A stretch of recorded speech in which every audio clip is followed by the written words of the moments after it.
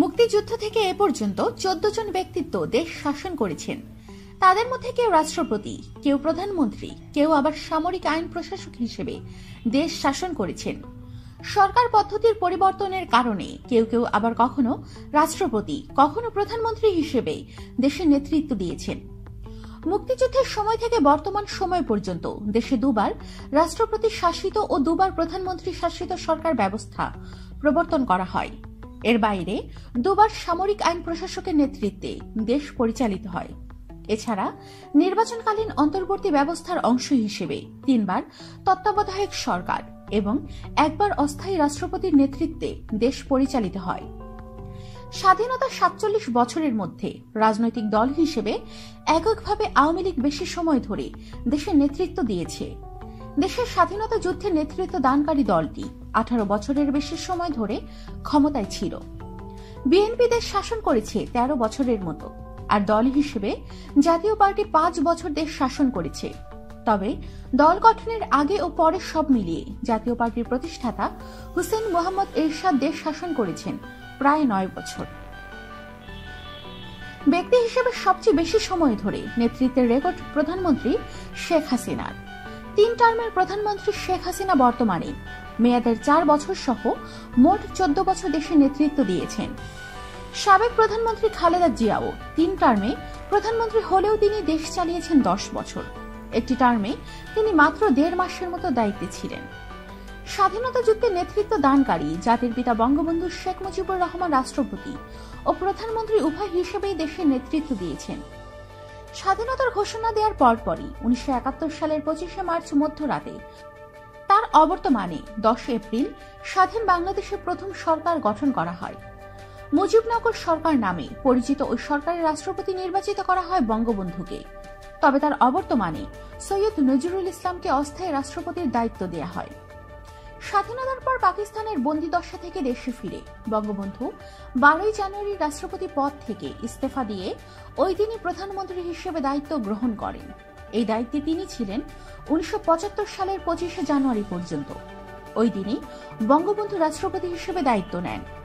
1975 সালের 15ই আগস্ট কালো রাতে সপরিবারে নিহতের আগ পর্যন্ত তিনি রাষ্ট্রপতির পদে অধিষ্ঠিত ছিলেন। বঙ্গবন্ধুকে হত্যার পর 15ই আগস্টে দেশের শাসনভার নেন বঙ্গবন্ধুর আত্মস্বীকৃত খুনি খন্দকার মোশতাক আহমেদ। সেনাবাহিনীর ছত্রছায়ায় খন্দকার মোশতাক 75-এর 6 নভেম্বর পর্যন্ত দেশের রাষ্ট্রপতি ছিলেন। 3রা নভেম্বর ও 6 নভেম্বর কুয়ের প্রেক্ষাপটে বিচারপতি আবু সাদাত মোহাম্মদ সায়েম রাষ্ট্রপতি ও প্রধান সামরিক আইন প্রশাসক নিযুক্ত হন। তবে ওই সময় নেপথ্যে থেকে দেশ চালান তৎকালীন সেনাপ্রধান জিয়াউর রহমান। এর বছর খানেকের মাথায় জিয়াউর রহমান প্রধান সামরিক আইন প্রশাসকের দায়িত্ব নিয়ে সরাসরি দেশ পরিচালনা শুরু করেন। তখন পুতুল রাষ্ট্রপতি হিসেবে শপথে বহাল থাকেন বিচারপতি সায়েম। প্রধান সামরিক প্রশাসক হওয়ার পর রাজনৈতিক দল গঠনের উদ্যোগ নেন জিয়া। পরে নির্বাচিত রাষ্ট্রপতি হিসেবে 1977 সালের 21শে এপ্রিল দায়িত্ব নেন জিয়া। 1978 সালের 1 সেপ্টেম্বর প্রতিষ্ঠা করেন নিজের রাজনৈতিক দল বিএনপি। 1981 সালের 30শে মে আততায়ীর হাতে নিহত হওয়ার আগ পর্যন্ত তিনি রাষ্ট্রপতি ছিলেন। জিয়াউর রহমানের নিহতের পর রাষ্ট্রপতির দায়িত্ব নেন বিচারপতি আব্দুস সাত্তার। রাষ্ট্রপতি হিসেবে 1982 সালের 24শে মার্চ পর্যন্ত তিনি দায়িত্বে থাকলেও নেপথ্যে ছিলেন তৎকালীন সেনাপ্রধান হুসেইন মোহাম্মদ এরশাদ। এরপর 24শে মার্চ সাত্তারকে হটিয়ে ক্ষমতা দখল করেন এরশাদ। 1983 সালের 11ই ডিসেম্বর পর্যন্ত প্রধান সামরিক আইন প্রশাসক হিসেবে দেশ শাসন করেন। এইচ.এম. এরশাদ সেনাপ্রধানের পদ ছেড়ে 1983 সালের 11ই ডিসেম্বর রাষ্ট্রপতির দায়িত্ব নেন। রাষ্ট্রপতি পদে থাকাকালে 1986 সালের 1 জানুয়ারি এরশাদ জাতীয় পার্টি গঠন করেন।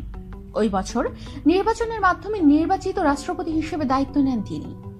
গণ আন্দোলনে 1990 সালের 6 ডিসেম্বর পতনের আগ পর্যন্ত তিনি রাষ্ট্রপতি পদে বহাল ছিলেন। এরশাদের পতনের পর তৎকালীন প্রধান বিচারপতি শাহাবুদ্দিন আহমেদ 1990 সালের 6 ডিসেম্বর অস্থায়ী রাষ্ট্রপতির দায়িত্ব গ্রহণ করেন। তিনি এই দায়িত্বে ছিলেন 1991 সালের 9 অক্টোবর পর্যন্ত। তবে এরই মধ্যে 1991 সালের 20শে মার্চ প্রধানমন্ত্রী হিসেবে দায়িত্ব নেন বিএনপি চেয়ারপারসন খালেদা জিয়া। এ সময় রাষ্ট্রপতি শাসিত সরকারের পরিবর্তে সংসদীয় পদ্ধতি পুনঃপ্রবর্তন করা হয়। সরকারের 5 বছরের মেয়াদ পূর্তির কিছুদিন আগে ক্ষমতায় থেকে খালেদা জিয়া 1996 সালের 15 ফেব্রুয়ারি সংসদ নির্বাচন করেন। প্রধান বিরোধী দল আওয়ামী লীগ সহ বেশ কিছু রাজনৈতিক দল ওই নির্বাচন বর্জন করে। নির্বাচনে জিতে খালেদা জিয়া দ্বিতীয় মেয়াদের জন্য ক্ষমতা গ্রহণ করেন।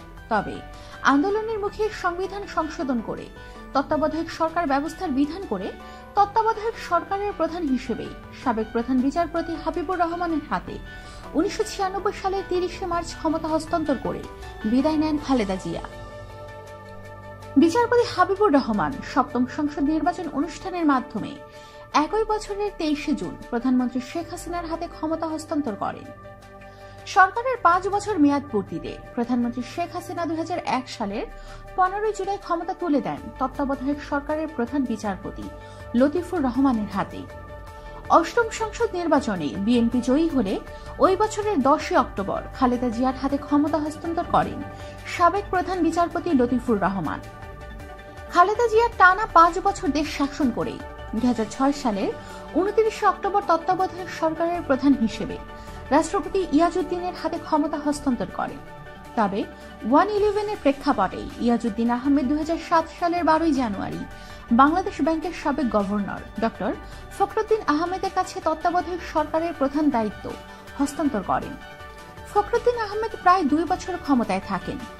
নবম সংসদ নির্বাচনের মাধ্যমে তিনি 2009 সালের 6 জানুয়ারি প্রধানমন্ত্রী শেখ হাসিনার হাতে ক্ষমতা হস্তান্তর করেন। 2014 সালের 5 জানুয়ারি নির্বাচনে আবারও আওয়ামী লীগ জয়ী হলে ওই বছর 12 জানুয়ারি তৃতীয়বারের মতো প্রধানমন্ত্রী হিসেবে দায়িত্ব নেন শেখ হাসিনা। 12 জানুয়ারি এই সরকারের 4 বছর পূর্ণ হয়েছে। আমাদের সাথেই থাকুন আর অবশ্যই সাবস্ক্রাইব করুন।